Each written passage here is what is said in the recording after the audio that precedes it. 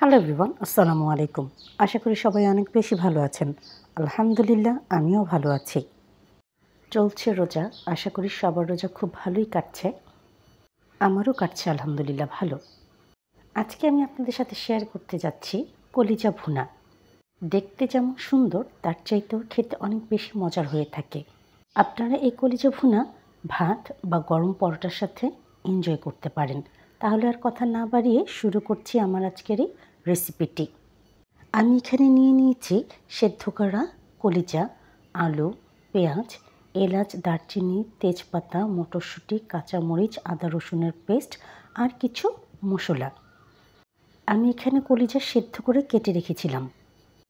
এখানে একটি কড়াইতে আমি পরিমাণ মতো তেল দিয়ে নিচ্ছি।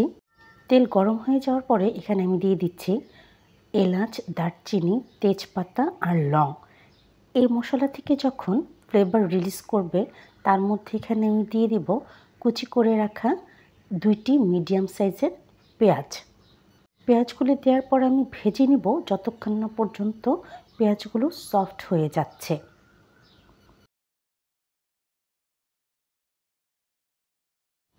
আপনারা দেখতেই পাচ্ছেন পেঁয়াজগুলো কিন্তু সফট হয়ে এসেছে। এই পর্যায়ে এখানে আমি দিয়ে দিচ্ছি 1 চা চামচ করে আদা ও রসুনের পেস্ট। আদা ও রসুনের পেস্ট দেওয়ার পরে আপনারা এখানে ততক্ষণ পর্যন্ত ভেজে নেবেন যতক্ষণ না পর্যন্ত আদা ও রসুনের কাঁচা গন্ধ চলে যাচ্ছে। আদা ও রসুনের পেস্ট খুব ভালো করে ভাজা হয়ে গেছে। এবার এই পর্যায়ে এখানে আমি দিয়ে দিব পরিমাণ মতো লবণ, 2 চা চামচ পরিমাণে ধনের গুঁড়ো, 1 চা চামচ পরিমাণে হলুদের গুঁড়ো ও 1 চা চামচ পরিমাণে শুকনো মরিচের গুঁড়ো।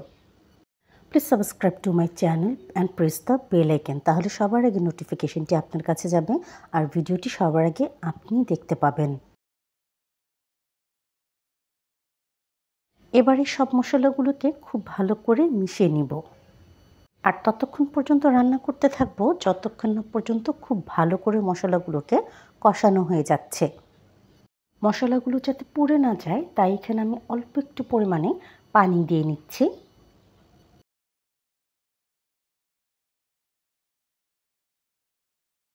এবার এখানে আমি দিয়ে দেব পরিমাণ মতো পানি, যাতে করে মশলাগুলো খুব ভালো করে কষানো হয়ে যায় আর মশলার মধ্যে কোনো রকম কোনো কাঁচা গন্ধ না থেকে যায়। মশলাগুলোকে ঢেকে দিয়ে রান্না করে নিচ্ছে। আপনারা দেখতেই পাচ্ছেন মশলার কালার কি পরিমাণে সুন্দর লাগছে আর এখান থেকে কিন্তু অলরেডি তেল ছাড়তেও শুরু করে দিয়েছে। দেখতে পাচ্ছেন দর্শক, আমার মশলা কিন্তু পুরোপুরিভাবে কষানো হয়ে গেছে। এর মধ্যে এবার আমি দিয়ে দিচ্ছি স্লাইস করে কেটে রাখা আলু। এবারে আলুগুলোকে আমি খুব ভালো করে মশলার সাথে কষিয়ে নিব। Please subscribe to my channel and press the bell icon, এবং অবশ্যই আপনারা আমার ফেসবুক পেজটাকেও ফলো করে দিবেন, তিন্নাস কিচেনকে।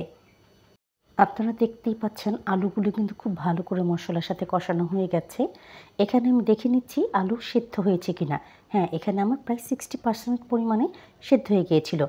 আর তারই সাথে এখানে আমি অ্যাড করে দিচ্ছি সেদ্ধ করে রাখা কলিজা। এই কলিজাগুলি দিয়েও এখন আমি আবার আগে একটু কষিয়ে নিব।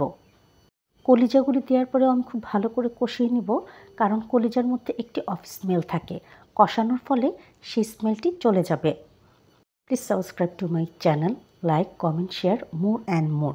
তাতে করে আমি অনেক বেশি মোটিভেট হয়ে যাই, আমার ভিডিও বানানোর আগ্রহ অনেক বেশি বেড়ে যায় আর সেই ভিডিওগুলো আমি আপনাদের সাথে শেয়ারও করতে পারি। দেখতেই পাচ্ছেন দর্শক, আমার কলিজা কিন্তু খুব ভালো করে কষানো হয়ে গেছে। এবার এই পর্যায়ে আমি দিয়ে দিব পরিমাণ মতো পানি, যাতে করে কলিজা এবং আলু খুব ভালো করে সেদ্ধ হয়ে যায়। এখানে আমি আগেই বলে রেখেছিলাম আমার কলিজাগুলো কিন্তু সেদ্ধ করে কেটে নেওয়া হয়েছে, তাই খুব বেশি পরিমাণে পানি লাগবে না সেদ্ধ করার জন্য।